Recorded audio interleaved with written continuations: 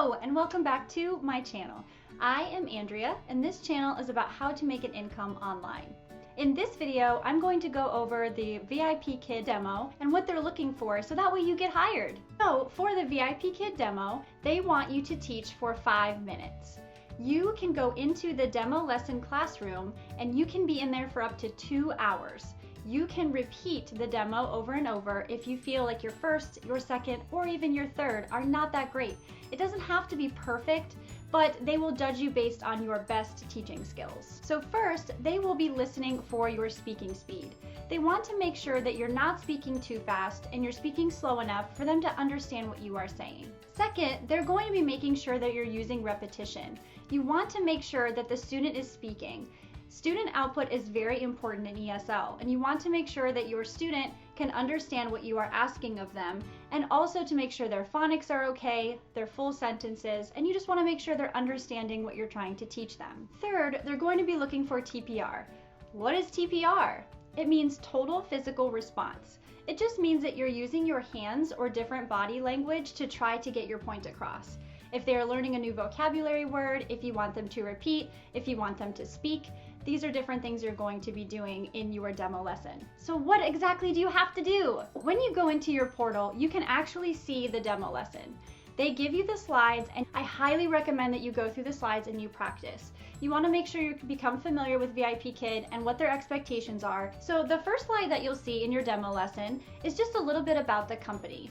Who created it, when it was created, and just a little bit of background information. There is nothing on this slide that you have to remember. It is just a little bit about the company. So the second slide is your title page. What this is normally for is it will tell you the title of the actual lesson, but that is the best time to gain rapport with your student. So you're going to ask them their name, how old they are. A lot of times I'll extend and I'll say, what did you do today? Or do you have any homework? You can also use these questions to judge how much English they already know. So do they speak in full sentences? Do they know how old they are? Do they know what you're asking if you're asking them if they have any homework? So the third slide is a reward system. You are more than welcome to use soccer and soccer balls. So if you use my referral code, it helps me out and I help you get hired. So I can actually give this document to you and other documents that I think will be very helpful in your demo lesson to help you get hired. You can also use your own system if you'd like.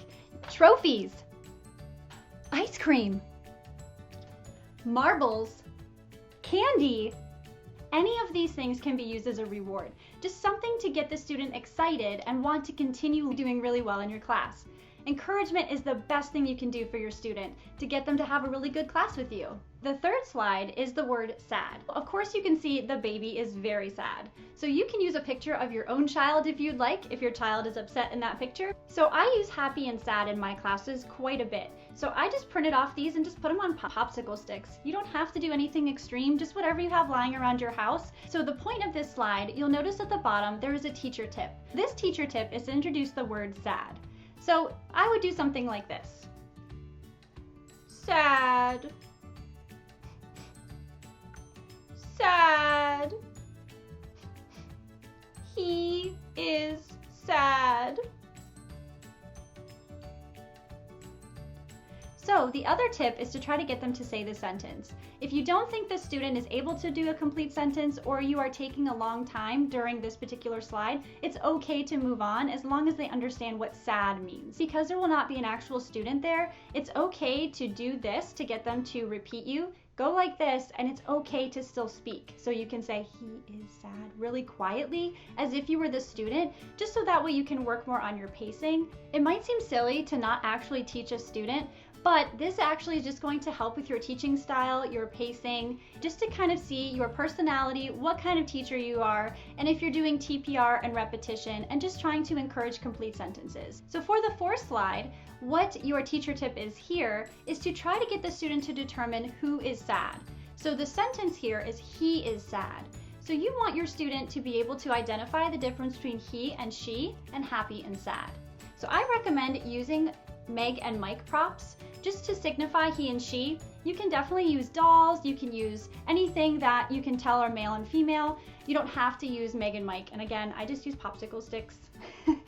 It's super easy. So your goal with the fourth slide here is to reiterate the word sad. Have the student repeat sad, and then you're going to ask them, who is sad?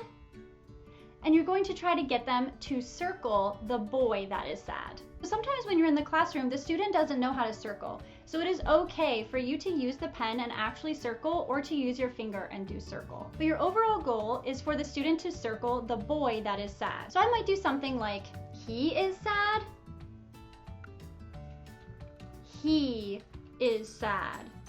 Circle, he is sad. And then I would pause and wait for the student to actually circle.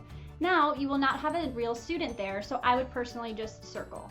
And then you would say, good job, you get a goal. High five.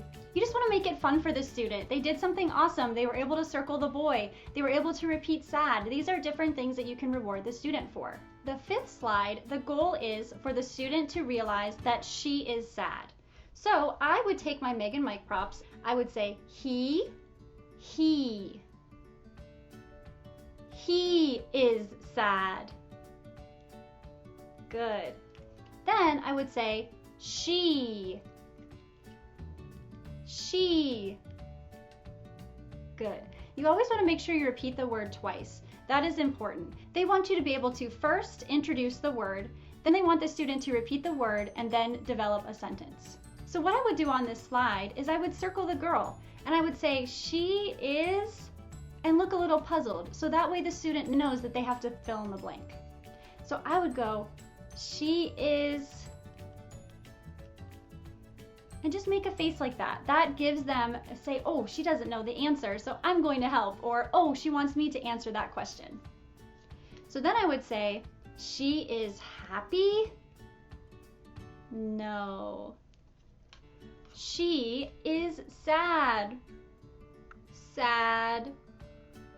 And I would have them circle the word sad, or I would write the word sad in the blank for them. And then in every VIPKid lesson, there is normally some kind of phonics, just to review it and just to keep it fresh in their minds. So what you want to do is you want to break down each one. You want to go I, G, ig. Yes. D, d, d, d, ig, dig. W, ig, wig. Yes. M, ig, mig. Good. So you'll notice that I made sure to do this to them, so that way they know, hey, it is your turn. I am ready to listen. This is different TPR gestures that you can use while you're in the classroom. So the last slide is the goodbye slide. This is typically where I say the student did well, what they can still work on, and what they can practice at home. And then I also make sure to thank them for class. A lot of times the parent is in the background or they are sitting with the student, so you just want to make sure you thank the student for booking class with you. So I'll say something like, thank you so much for class, Sam. You did a great job. Make sure you keep working on ig. Yes. I will see you next time, Sam. Bye. And that's how I would finish it. I hope you found this video helpful. Please let me know if you have any questions, and don't forget to like and subscribe to this channel for more videos like this. I'll see you in the next one. Bye.